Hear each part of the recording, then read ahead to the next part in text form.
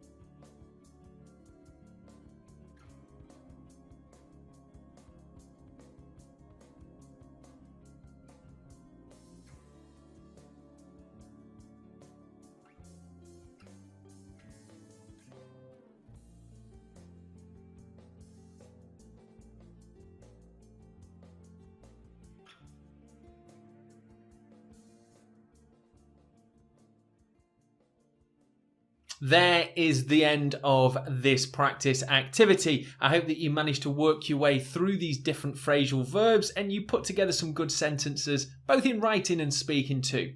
Okay, let's take a look at activity 2.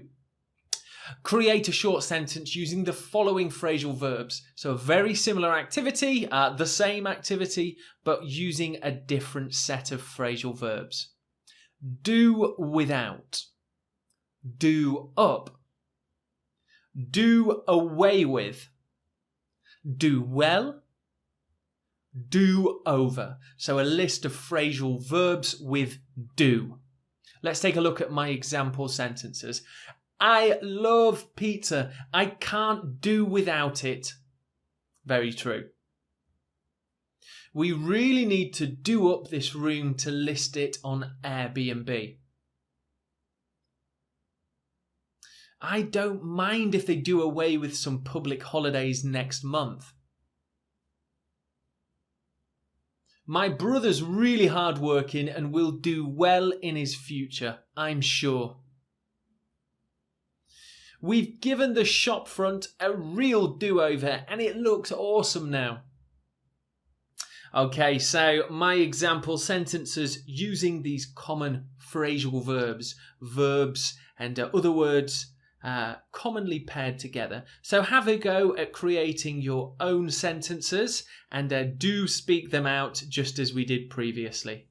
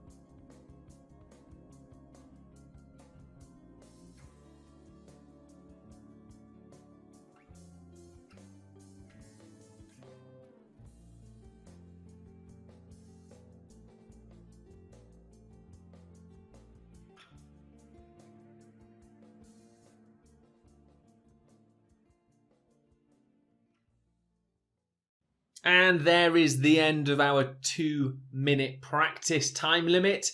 And I hope that you had a good go at using these phrasal verbs. Okay, so let's move on to activity 3.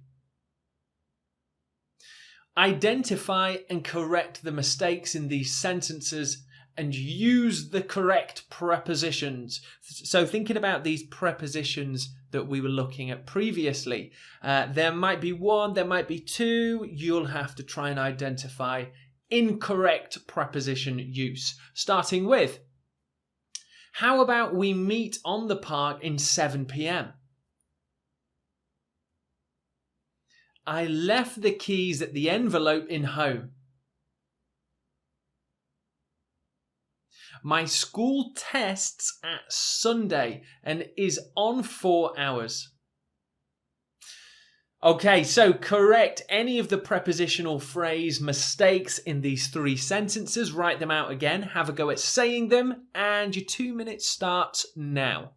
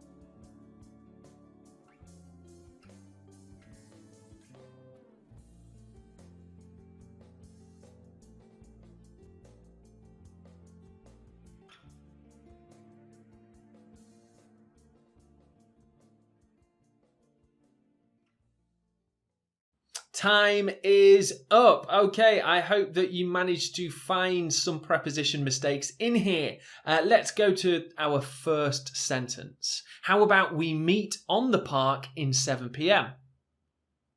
How about we meet at the park at 7 p.m.? So we're using at twice for specific place and specific time. I left the keys at the envelope in home.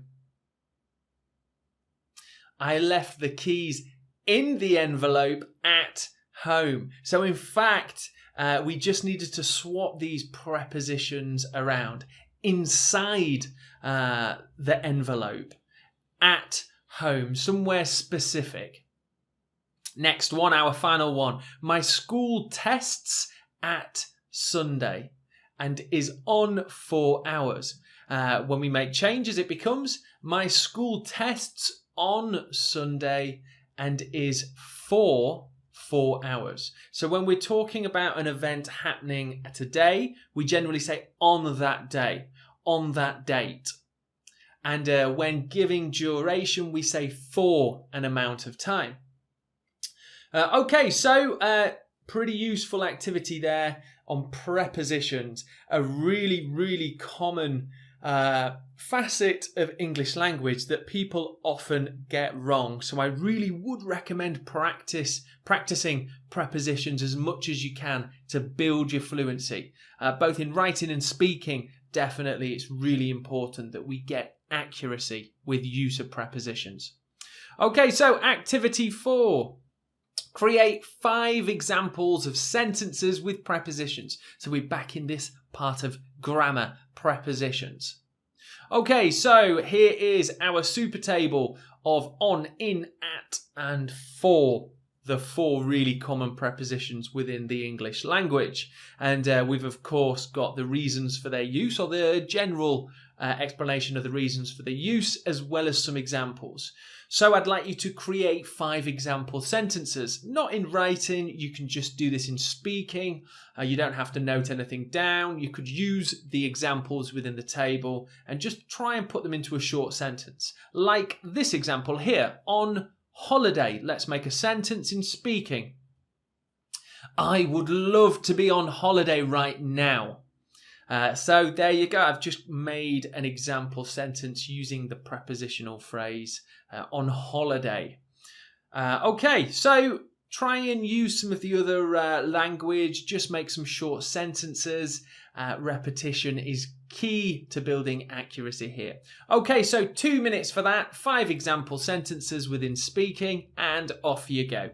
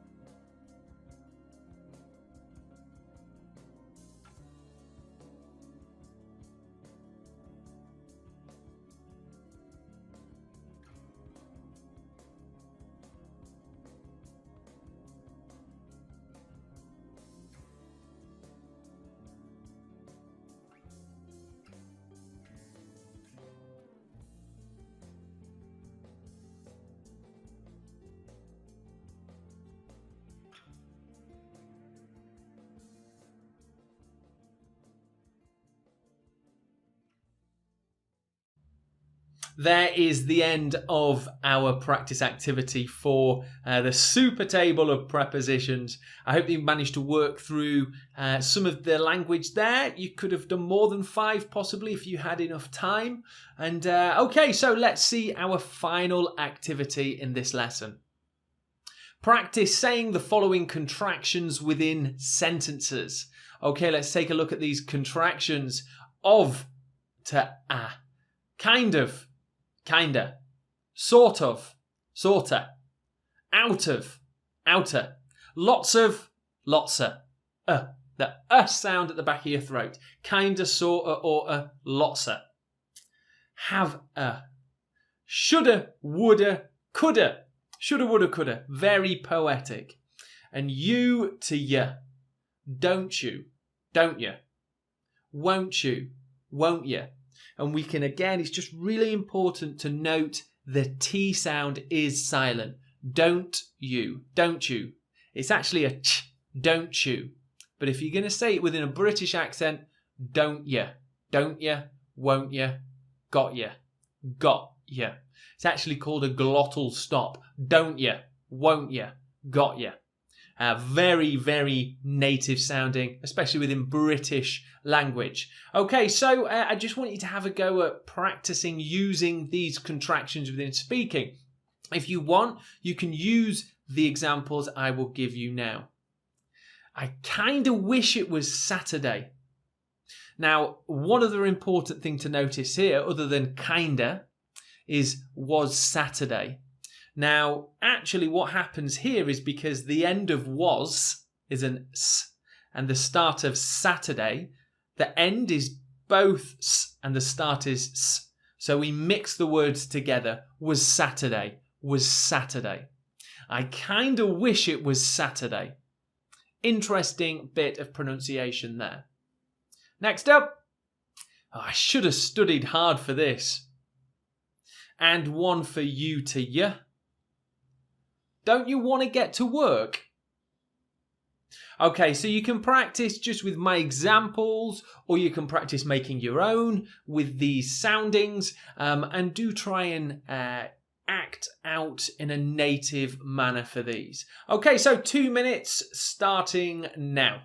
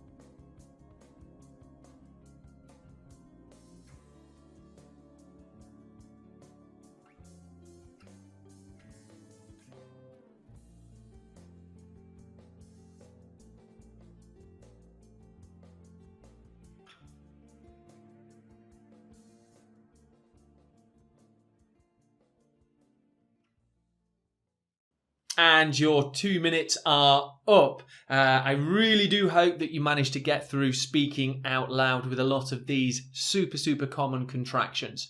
Really important to use contractions within speaking to really show off those fluency skills that we've developed within English. Okay, so at the end of another really awesome practice activity lesson, and I will see you in the next module.